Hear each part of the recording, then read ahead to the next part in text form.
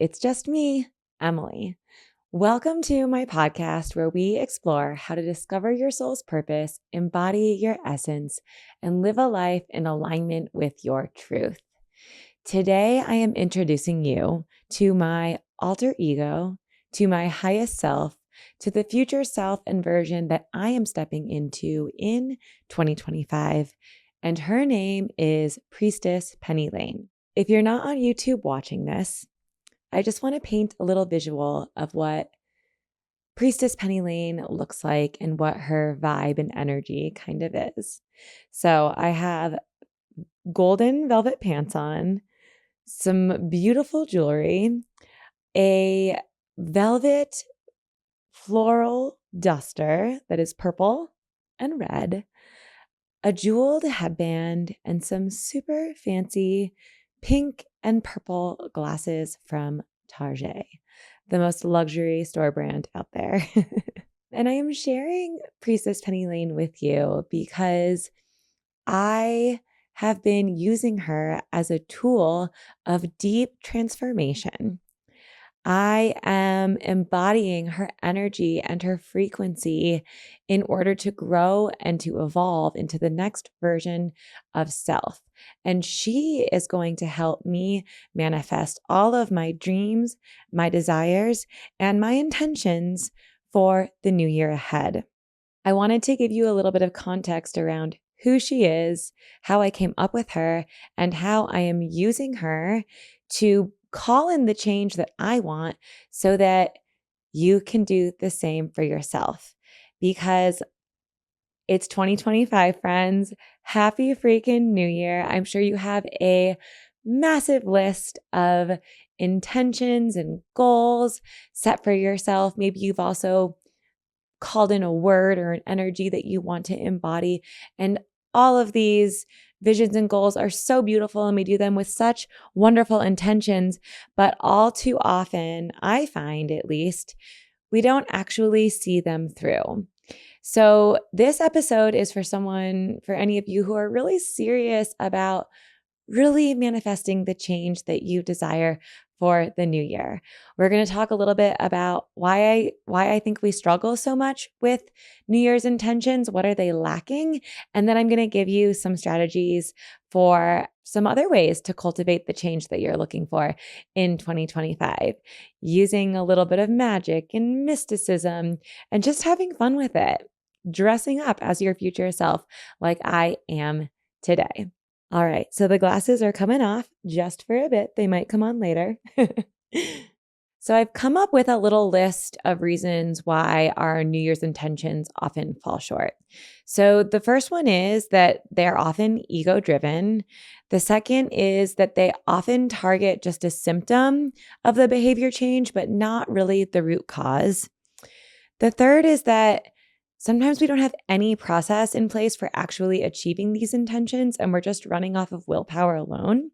The fourth is that most of our process, if we have one at all, is rooted in masculine energetics, and it's lacking a crucial component of embodiment. And then lastly, we have no one to hold us accountable. So I'm going to dive into each of those reasons just for a brief moment, and then we're going to get into the fun, juicy, magical practices that you can use to manifest your desires in 2025. So when you're looking at your New Year's intentions, I really want you to ask yourself, where are these intentions even coming from? Are these ego-led or are they soul-led? So you can review your list and look at them at each one. Is going to the gym something that I want to do, or is it something that I think I should do, that society is telling me to do, that another voice inside of me is telling me to do? And a really key way to identify if this is soul-led or ego-led is, number one, are there any shoulds? If there's any shoulds, it's probably not soul-led. The second way you can tell is if there's urgency. Urgency would be like feeling like you need to get to the gym every single day of every single week of the first month of January in order to accomplish this goal.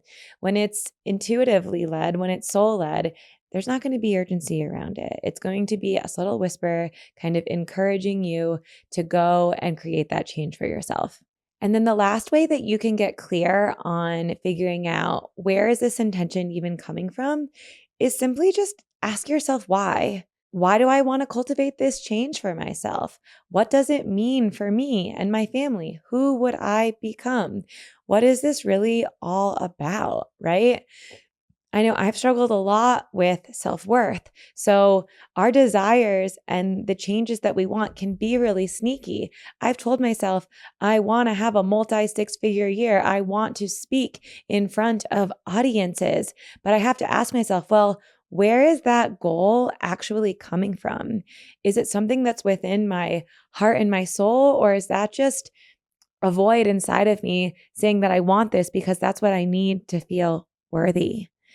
So I invite you to close your eyes, take some deep breaths, and drop into your body. And then ask the goddess or whatever higher power you honor to show you. Show you a version of your future self and see, what does she look like? Where is she going? What kind of activities is she engaging in? Is she working with small groups of clients, or is she actually on a stage, right? Get out of the mind and into your heart and your body so that you can see, where is your soul actually guiding you? And from that place is where I would create your intentions. The second reason why most intentions fail is because you're just treating a symptom of the behavior change. You're not really getting to the root cause. So if we take the example of going to the gym, right? The gym is just one part of the full transformation that needs to take place. Before you get to the gym, say you're a busy CEO or a busy mom, you actually have to stop the hustle and bustle and create space for you. You have to stop prioritizing others' needs before your own. So that's going to look like setting boundaries. That's going to look like asking for help. That's going to look like regulating your nervous system and retraining it so that it knows that it feels safe when it's in more of a rest and digest state instead of constant fight or flight. So you can see how there's a lot of small steps that we need to take to actually create the change that we're desiring. And this can be really, really hard to do. So when you have this long laundry list of intentions, instead of asking yourself, what do I need to do in order to create this change? I want you to ask yourself, who do I need to become? And again, this can be guided by a visualization, thinking about your future self. Think of the version of yourself who does make time for herself, who sets boundaries with her partner and with her colleagues and with her boss and friends so that she can choose herself and make time for her. Think of her frequency and her energy and actually see her moving through the world, creating that space for herself where she can pour into herself to actually get her booty into the gym for a workout. So it's less about what you want to do and more about who you need to become. Maybe you have really big goals for your business. Maybe you're wanting to write a book. Maybe you're wanting to start a business or a podcast. Okay, well, visualize this version of you. What does she look like? How is she dressed? How does she carry herself? What is her energy? Maybe she's speaking with a lot of confidence. And so that can give you a simple or a kind of a clue about what do you need to change now in order to get to that state where you feel really confident, assured in speaking on stage? Do you need to take speaking classes? Do you need to get in front of a small audience at a coffee shop? Whatever it may be. But when you're creating your future self or the next version of you, your alter ego, it's almost like giving the growth that you're doing like a client avatar. So you're not having to focus on each micro tiny change and crossing it off the list, but you have a way of coming back to yourself and asking yourself, is this how Priestess Penny Lane would show up? Is this how badass boundaries Betty would show up in this situation with her partner. And it just gives you kind of a tool to use as you are trying to step into this next version of yourself. So this piece of the puzzle is a little bit twofold. If you're thinking about your future self and who you want to evolve into, we also have to think about, who do you need to let go of? What is the part of you that needs to be released in order for this new version of you to emerge and to be reborn? So this is where I invite you to start thinking about what is blocking you from the desired outcome that you're calling in. So if it is you're wanting to go to the gym more, you're wanting to feel physically fit in your body, but you're struggling to find that time for yourself, this is what I invite you to really hone in on. Why is it so hard for you to find time for yourself? Is it because you're addicted to the hustle and bustle? The hustle and bustle, nonstop, go, go, go pattern, many of us have, and we developed it maybe in childhood because we were taught that we needed to perform and to achieve and to produce in order to feel worthy. We've also grown up in a capitalistic society that bases our self-worth based off of what we do and not who we are. So many of us are addicted to the hustle and bustle. We could call that part of ourselves, productive Patty or stressed out Sally, because none of us know how to take a break. Maybe there's a part of you that doesn't know how to ask for help or to stand up for herself, because in childhood, when she did, she got disciplined or she got outcast. She didn't receive love. So maybe she got flat out abandoned. So she has no idea how to stand up for herself and voice her own needs, because she always felt that in order to get love, she had to pour into everybody else's. And maybe give her a name like conflict avoidant Connie, or maybe it's abandoned Alice. Whatever that part of you may be, give her a name, give her a voice, and start to get to know that part of you who might very well be running the show right now and blocking this other wise, mature, adult, crone version of yourself who knows what she wants and how to get it, but is being kind of blocked from this other part of you. So we need to get to know both of the parts. We need to know the future self who we're trying to call in to cultivate all of the change and the desire that we want for the new year. And we also need to get to understand the part of ourselves that is being held back, that is blocking us.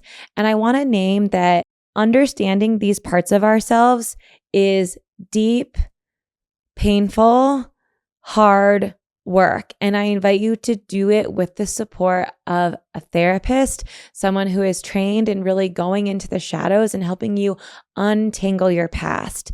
The biggest difference between a therapist and a coach is that a therapist is really more about the past and helping you understand it.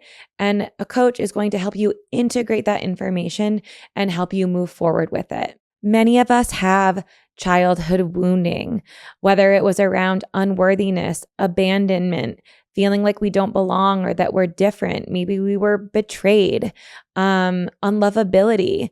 There are so many common childhood wounds, and the first step is normalizing that we all have them and releasing any shame, the feeling that we think that there's something wrong with us, because we all have it. So many of us have these seemingly easy changes that we want to call in. Like, I want to slow down. I want to take time to meditate. I want to feel more present for my kids. I want to work out more. These seem like we should be able to just flip the switch and then the change should be made. But all too often, again, that's just a symptom of a larger root cause. And that root cause is typically an unconscious part of ourselves that is running the show. So these wounds are so normal. We all likely have at least one or many of them, depending on our upbringing and our conditioning, how much trauma you've experienced in your life. But the first step is releasing the shame. There's nothing wrong with you. We're all wounded, and trying to go into this work with a level of objectivity and acceptance, and just normalizing that we're all a little wounded in these areas. And these wounds can span the gamut from feeling unworthy, from feeling unlovable, from feeling betrayed or abandoned, or like you're different and you don't belong. But I invite you to go in and look at the shadows, give this part of you a name, understand her, learn about her, love on her. And it's not to cast her into the shadows. It's to actually say, hey, babe, I love you so much. And I totally understand why you act the way you do. And sweetheart, you don't need to run the show, because this new version of Emily, the Priestess Penny Lane, the badass boundaries Betty, whatever name you're calling in, is now running the show. You get to take a back seat. You're focusing less on what do you need to change and more on who do you need to become, and also who do you need to let go of. All right. So the third reason why I believe most New Year's resolutions fail is because they're very grounded in masculine energetics, and they also lack embodiment. So when we're talking about masculine energetics, this is very analytical thinking. It's outcome oriented. There's a plan. There's like a lot of like, let's get this done strength. And we're just going to like man our way into it. And this can be really great for getting things done. It does. Like, we need that masculine side of ourselves that has the plan and structure in place in order to achieve a desired outcome. And at the same time, if we're only in our masculine as we're approaching our goals and intentions, it can easily lead to burnout. Think about it, just the discipline and like hard work. I'm like, ooh, that doesn't sound like any fun. And I think it can be good for like short run goals. But if we're talking about cultivating change over the course of a year, where we're really tackling like a full list of intentions by stepping into a new version of ourselves, that takes time. And so I'm not saying let's eradicate the masculine energetics from your goal setting. Goal setting, again, is such like a masculine term, but we want to infuse some feminine energy into our approach so that it's enjoyable, so that it's pleasurable, and so that you are committed to this change for the long term. So when I'm talking about infusing some feminine energetics, what I mean is, how can we make it more playful, more pleasurable? How can we be creative with achieving our goals? How can we actually stop pushing so hard and instead sit back and relax and receive and trust that these small micro changes over time will lead to deep transformation in the future? You know, if we're using this future self analogy, some feminine energetic strategies could be something like creating a sacred space where you light a candle. Right now, I have a candle lit while I'm doing this podcast with you. Maybe it's dressing up as your future self and playing with her energy, adorning yourself in that way. Maybe it's building in periods of break where you're not pushing so hard and where you're resting and reflecting instead of trying to achieve and do all of the time. So I like to have a little bit of the masculine energetics along with the feminine energetics as I am creating a system to call in the change that I am desiring. So this also kind of gets into the system where most intentions, if you don't have a system for achieving them, fall flat, because it might work for like the first month or two of the new year. Maybe it's working for you right now because you're running off of willpower alone. But often if we don't have a system, then we're going to fall short. The willpower and the motivation starts to kind of diminish as time goes on. And so we need a structure in place to help us continue to achieve the intentions that we set forth for ourselves. So using this principle of masculine and feminine energetics, what I invite you to do is to get in your masculine and look at your calendar and think about, okay, when is a time that I can cultivate this change for myself? And the change isn't just about the actual doing. It's not about getting on stage and speaking in front of an audience. It's not about getting into the gym. It's mainly about who you need to become in order to actually act in integrity and from an aligned place to achieve that behavior change, right? So again, carving out time in your schedule for nothing, for you to close your eyes, to breathe, to get into your body, to start to listen to the voices within, because you know that conflict avoidant Connie and abandoned Alice are probably going to start to want to run the show again because those new neuro pathways have not been built yet. Whereas badass boundaries, Barbara, she's just starting to get her feet wet. So we need these moments of silence to be able to check back in with ourselves and to say, okay, I hear you, Connie, and I'm going to step into badass boundaries Barbara today, right? What would she do? How would she show up? What are the conversations that she would be having? So we need to have that space. When you're first creating that space for yourself, it's going to be hard to break the pattern of not having it at all. And that's where, again, you can invite in some of the feminine by making the space really inviting. You can light candles, you can sage it, you can, have nice plush pillows and other just beautiful plants and flowers, anything that makes your space for you to connect back to yourself more inviting. I like to do this at the very beginning of my day for a full hour.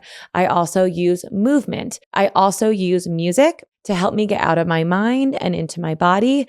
And I also create some sort of an embodiment practice around this. What we're doing right here, you guys, is we're creating a ritual. So the system that I invite you to think about is cultivating a ritual for yourself to call in this desired change. You can start with doing this one time a week. Slowly make your way to 2. Maybe if it's even just one time a month, like that's okay. It's just a start. But creating a sacred time just for you to drop in and check in with yourself. Am I actually doing the things that I set out to do? And where am I falling short? And looking at it in a way that's objective and honest.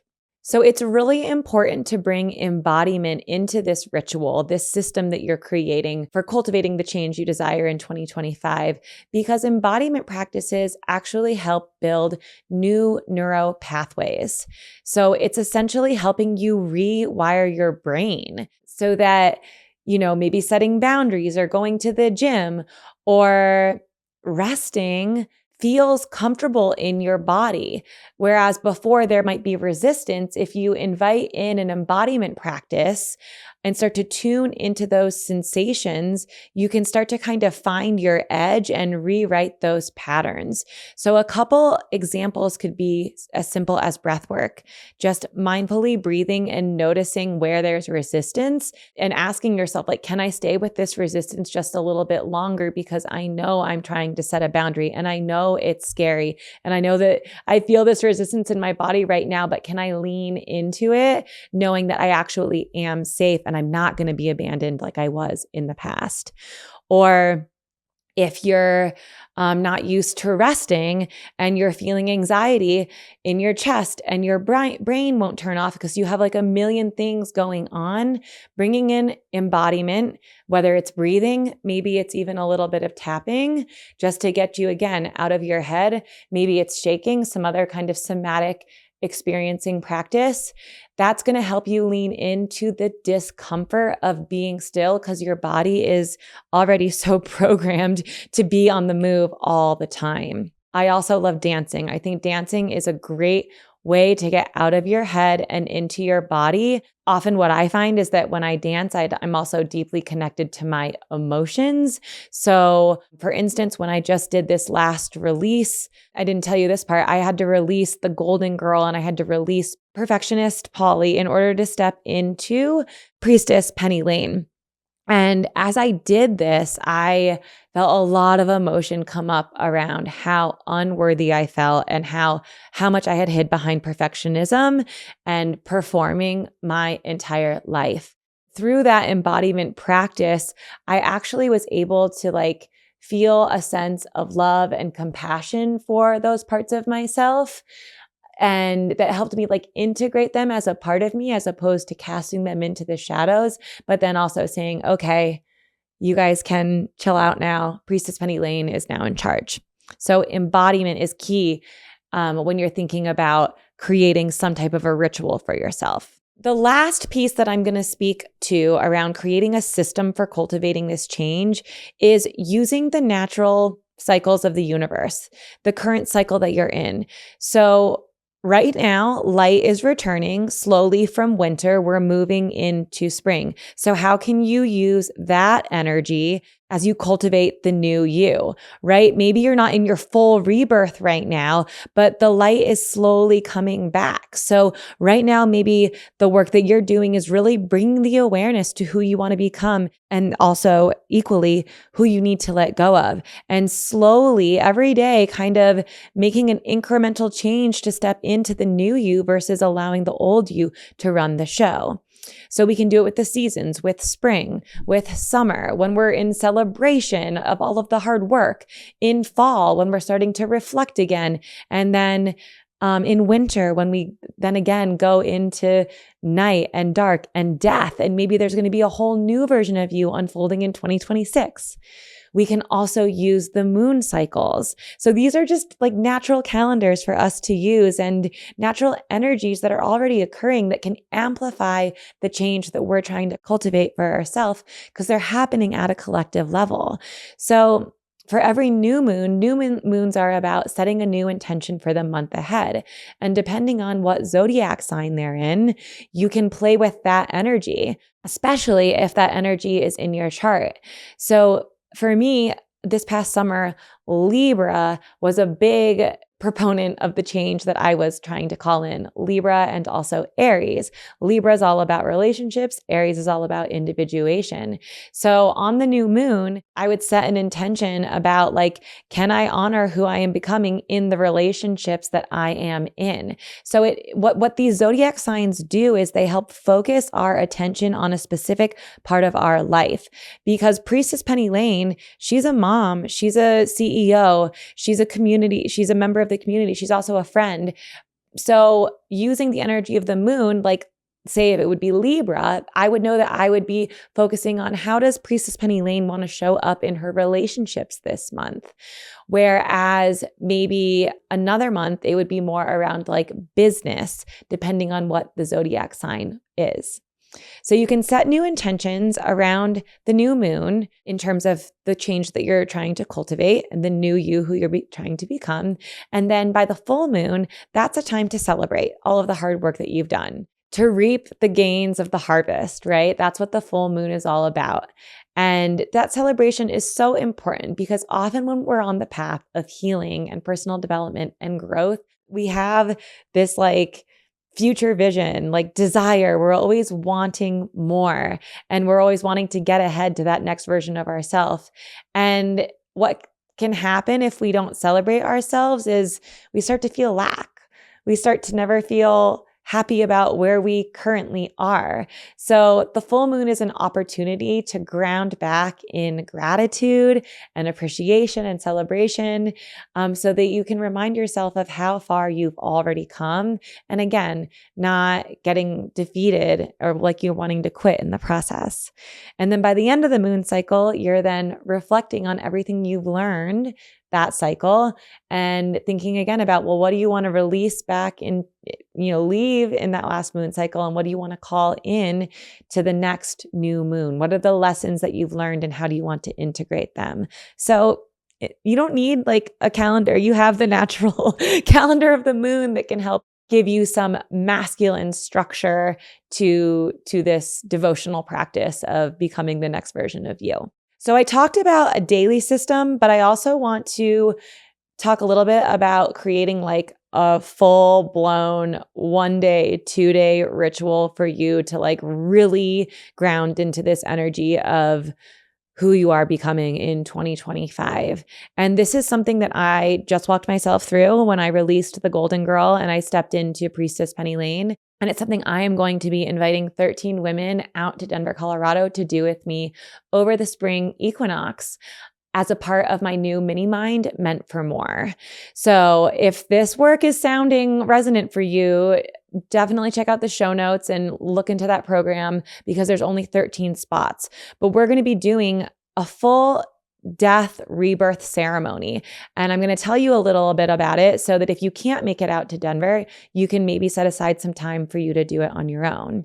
But what I would say is take a full day at least, if not more, and create a sacred space, with all the things, the beautiful flowers, tapestries, cushions, pillows, candles, saging it.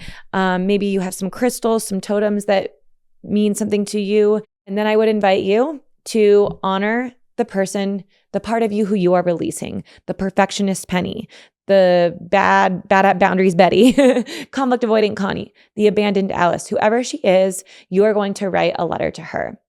You are going to say how much you love her, how much you appreciate her. You're going to tell her everything that she needed to hear as a child.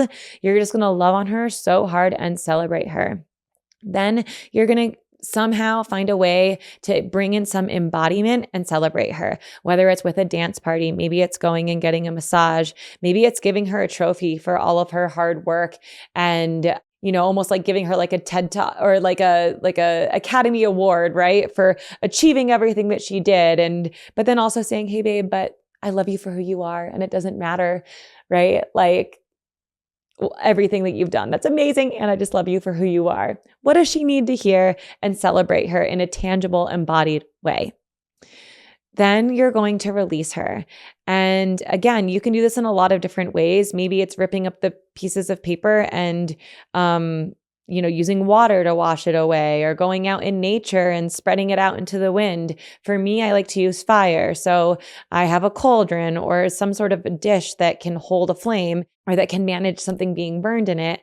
I burn the paper and I think about that part of me that I am releasing. I thank her, I grieve her, right? And I let her go away. I let her dissipate into the air, into the universe, and I release her with love. She's always going to be there, right? But she's just not running the show. So that's how these parts work.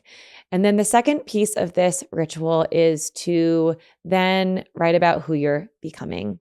So then we start to think about who we want to become. And again, this is where I really invite you to get out of your head, out of your ego, and into your body. So create some space for this. Put on some nice music. Close your eyes. Do like 5 to 10 minutes of just breath work and empty out. And then you ask the goddess, or if you're on my retreat, we'll do a badass visualization around who's your future self? What do you see? Where is she going? Who is she engaging with? What are the people, all the people that she's impacted telling her? What are they thanking her for?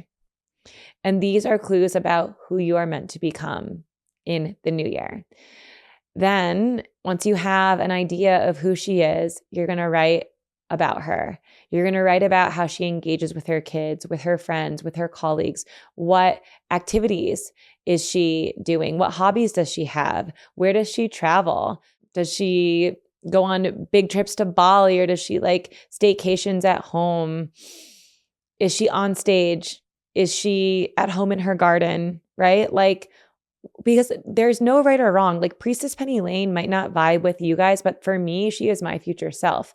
Your future self will look very different. So you want to take the time to get to know her, see what she's wearing so that you can start to embody her. And then at the end of the ceremony, once you've created your new future self, do some sort of an embodiment practice. Again, I love to dance. I had a whole playlist for Perfectionist Penny and for the Golden Girl. And I also have a playlist for Priestess Penny Lane, like Tiny Dancer by Elton John, because that was in the movie Almost Famous with Penny Lane, and Defying Gravity from Wicked, like so many songs that just embody her essence. That was my embodiment practice, but you can have different ones as well. So this whole idea of like your New Year's resolution being more focused on what to do instead of who you are, the fact that there's no system in place, there's no embodiment, there's no masculine structure. I hope that these ritual ideas gave you ways to weave in more feminine energetics, more magic, more play, and to create a devotional practice because it's coming from your heart and your soul and it's something that you want to do instead of crossing these random intentions off the list. The last piece where these resolutions fall so short is because you have no one to hold yourself accountable. Committing to someone in the process, whether it's a coach or a therapist or just a friend, and saying like, hey, I'm doing this, statistics say that it increases your odds of actually achieving the outcome by 65%. But if you actually identify someone specific and say, hey, hold me accountable, you're my accountability buddy, and I want you to check in with me, it goes up to 95%. And for that, I'm talking about like hiring like a personal trainer, hiring a coach, joining a program or a container where you actually want to achieve the outcome. Because let's face it, when you also put money down, it's an exchange of resources. You're saying, I'm really serious about this. I'm putting this money in so that I can get something out of it. And it's really an investment in yourself. So having that last piece of accountability is kind of like that, drawing that line in the sand and saying, I'm committed to actually making this change. I'm not just going to listen to a podcast. I'm not going to read a self-help book. And maybe you are disciplined enough to do that, but tell someone that you are so that you have someone to report back to share your wins, to reflect back your power when you feel like you want to quit, to see how it's going, to help you get unstuck when you feel totally defeated, right? This is the power of having a coach, a mentor, a guide, or a community to support you on these deep transformations, because transformation is hard. They call it growing pains for a reason. This isn't like sunshine and rainbows. Like we hope that, I don't believe that there is an outcome to this work. It's more about just the process of getting to know myself that I love so much. But that's not true for everyone, especially when we live in an outcome-oriented society. So I invite you to think about someone who can hold you accountable. All right, sisters, if this content resonated with you and you're just like, I want more, well, I've got something for you. Soon, I'll be launching a brand new mini mind called Meant for More. This is only going to include 13 women, and it's for the woman who is ready to claim her desires and step into the next version of herself to feel alive in 2025. So if you have just been feeling like, my relationship feels dead, my partnership feels dead, I just don't feel like me, I feel stuck, feel like there's something more, this program is for you. And over the course of 3 months, we are going to be doing the work that I described on this podcast around figuring out who you want to become, releasing the old version of yourself to finally feel lit up about the life that you are living in the new year. So 3 months of weekly Zoom calls in a close container with me and just 12 other women. And then the best part about this is I'm inviting you all out to Denver for a spring equinox death rebirth ceremony to let go of the old version of you and to step into the new version of yourself. So we're really deepening in on this transformation with an in-person, embodied experience, ritual, and ceremony. I cannot wait. If this is calling to you, check out the link in my show notes to learn more and enroll soon because there's only 13 spots and they are going to go quickly. I am so excited. I just walked myself through this transformation myself and I cannot wait to share it with you.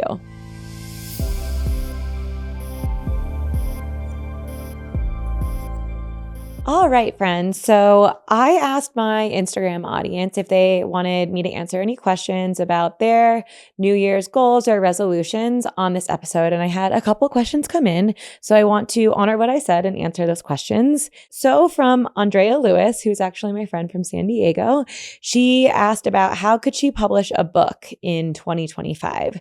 So my advice to Andrea with publishing a book, because there's so many different ways to do it, is number one, get out of your ego and let's lead with our soul. So I always do that by closing my eyes and dropping in and emptying out, getting really still and quiet. And then I would ask the goddess, show me what it looks like for me to publish a book.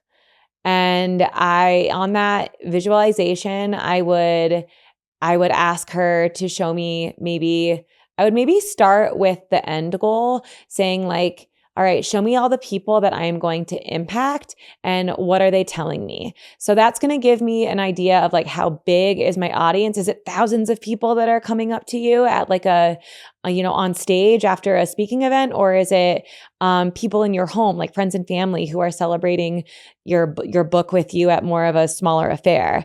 And then what are they saying to you? Are they saying, wow, your book really helped me through my grief? Or wow, your book really helped me connect back to my intuition and my soul. It made me feel alive again. Like, what are they telling you so that you can understand what is the book about and what is the impact that it's going to have if you don't already have an idea of what it's going to be already. But by kind of tapping into that frequency of having it already done, like feel that in your body and maybe listen to a song that's going to remind you of, this is why I'm doing it, connecting to my why and like seeing all of the people that I'm going to impact and feeling that frequency and that energy in your body, because you're going to want to have that as you're writing the book. Because writing a book is like not a walk in the park. It takes a lot of time and energy. So imagine that future self first, and then you could ask your future self who's celebrating the end of the book launch, how did I get here? What were the steps that I took? And she might be able to give you some clues around, did I self-publish? Did I hire an agent? Did I find an editor, right? Some of those decisions that along the way. So that's like one approach. That's like a soul-led approach that I would take. And then if you want to get more into your we tapped into the spiritual realm there. Let's talk a little bit about the mental realm, because we do need our ego and our mental realm to help us bring things to life. That's the whole point. I would use my masculine energy and actually create a deadline and kind of like a plan for how you're going to get your book done. So if you want your book done in 6 months, kind of work backwards. When does my first draft need to be done? How many pages do I need to write per day? When do I need to have my outline? And what are the review points along the way? So again, not eradicating the masculine, but using it to allow our feminine energy to flow. And what that's going to do is it's going to give you space to write your book. If you want to set aside 2 to 3 hours every Friday or every Monday in the morning, that's your time to be in your feminine energy, to flow and to be that open vessel and conduit to the divine where you're going to be creating from. The second question I am going to keep semi-anonymous because it seems a little bit more of a personal question, but she's saying that her sisters don't speak to me. So perhaps, and I didn't get a lot of details from her, but I think for a lot of us that have relationships that are hard, where someone's not speaking, or we want to mend a relationship in some way. And maybe that's part of the change you're trying to cultivate for yourself in the new year. Number one, I would start with, again, why? Why do you want to mend this relationship? Why do you want your sisters to speak with you? Is it truly because you want to have a deep connection with your sisters?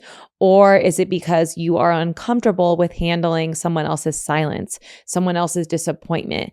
And is that perhaps like sending a signal of unsafety to your body where you're like, ooh, I don't feel safe or loved because someone's not speaking to me, right? So getting curious about what part is being activated here and why you want to do it. If you discover that you do still want a relationship with your sisters and you want to speak with them, and I'm saying this like Like I said, a lot of us have stressed relationships with other people, but I'm using Christine's example of her sisters. I would say, think about the type of relationship that you want. What are your boundaries for the relationship? Because if you're going to if you're having to bend over backwards to get somebody else to speak to you, is that relationship even worth it to you? So, right? Because most relationships are about reciprocity. It's kind of like what we put in, we get back. We don't want to be in a one-sided relationship. So I would invite you to, number one, get clear on your why. Number two, define the relationship parameters and boundaries. What do you need and want in a reciprocal, loving relationship with your sisters? So then you're going to communicate. You're going to talk to your sisters and you're going to say, sister, I want a relationship with you. Please tell me why. Maybe get curious about why they're not speaking to you and see if you can bridge that gap. And then, try to resolve that issue and then set the parameters for how you would like the relationship to move forward. I think with relationships, it's a lot about communicating and doing everything that you can within your power to cultivate the relationship that you want. And here's the kicker though. You're not God. You're not the goddess. We're not almighty power. We're not as powerful as we'd like to be. So we have to know when to stop. You can push and try to foster a relationship with someone, as hard as you can. But at some point, you have to recognize that you can't control that person. And the only way to kind of take back your power is for you to surrender and to let go. So you're responsible for trying to cultivate that relationship, and their response to you is out of your control, and you have to be okay with that. So if they still don't want to talk to you after multiple attempts of you trying to talk to them, then it's up to you. At what point does it become self-abandonment for you to continue to try to forge a relationship with someone who doesn't want one with you? And that's hard. It's hard for us to accept that someone might not want a relationship with us. And that's going to send you into a whole wound of rejection and abandonment and grief. And that's also the pivotal point of healing, because I believe that when there is letting go, something else emerges. You might find that you find other relationships that are more aligned than those of your sisters. So it's really about knowing what you can control and then surrendering when you can't. And that might be a really painful experience. So I hope that helps, Christine and Andrea. Thanks for your questions. And friends, if you have questions for other episodes, you can just drop them in the comments on your favorite podcast platform or shoot me a DM on Instagram, and I'll be happy to include them then. If you found this particular episode supportive, or if you have any questions, go ahead and leave a review or drop some questions in the comments, or you can connect with me on Instagram. Everything that I talked about is in the show notes. I'd be so grateful if you would at least subscribe, rate the podcast, or leave a review, because that will allow more people to see and hear it. Thank you guys so much for tuning in today. I hope you have a magical new year, and just a reminder that you're exactly where you need to be. There's no rush, there's no hurry, and to just celebrate who you are today and all of the past versions of yourself who have gotten you here, and to just get curious and excited about all of the potential that lies ahead for you. So thank you guys so much. Happy 2025, and I'll see you soon.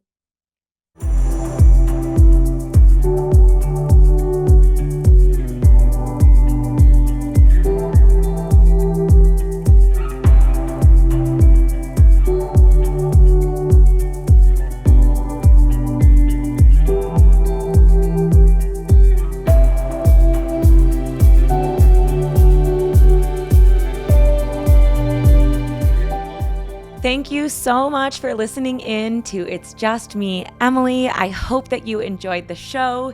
If you did, it would be a great honor if you could subscribe and then leave a review. And if you do so, I will send you a beautiful hardback copy of my book, Love and Grief, to the first 20 people who subscribe and leave a review. When you do that, it just helps my podcast get boosted and more people will be able to come in and view the show. Thank you guys so much for tuning in, and I hope to see you in another episode.